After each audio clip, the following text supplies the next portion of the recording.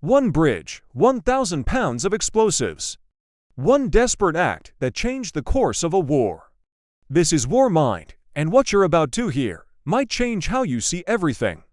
December 1944. The Battle of the Bulge is raging. Hitler's last gamble is in motion. SS Obersturmbannführer Joachim Peiper leads a spearhead of Tiger tanks and elite Waffen SS troops through the Ardennes. His mission is to reach the Meuse River, seize Antwerp, and split the Allied front.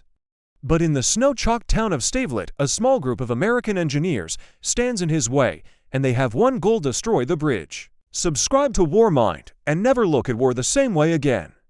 Peiper's column is running on fumes, literally. His tanks are nearly out of fuel. Stavelot holds the supply depots he needs to keep moving, but the Americans know this.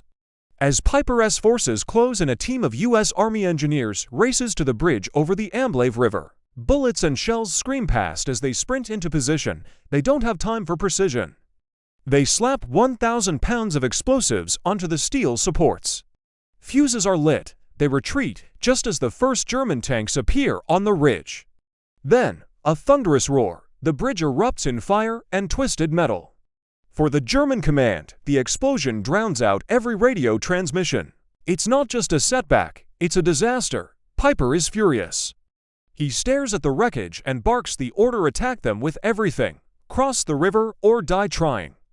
At dawn on December 20th, hundreds of SS troops descend into the freezing river trying to cross on foot.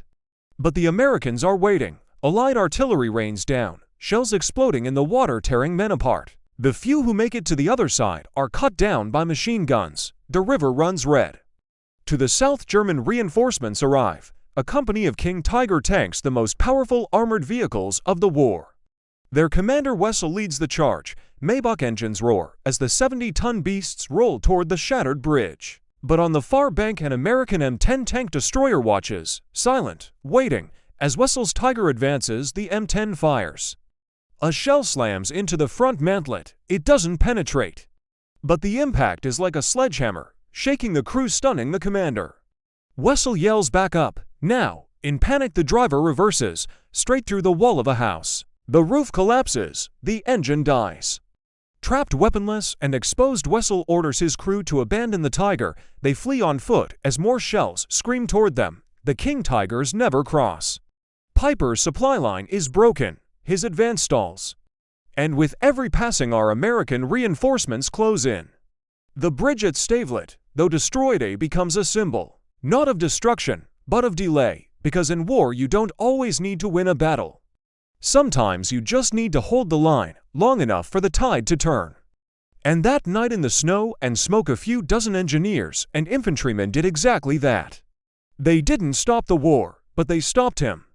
Peiper never reached the Meuse. His column was surrounded, destroyed. He survived, only to be tried for war crimes.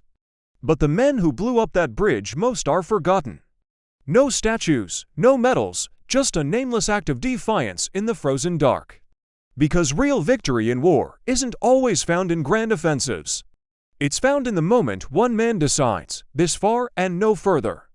Thanks for watching War Mind, where history isn't just told, it's felt.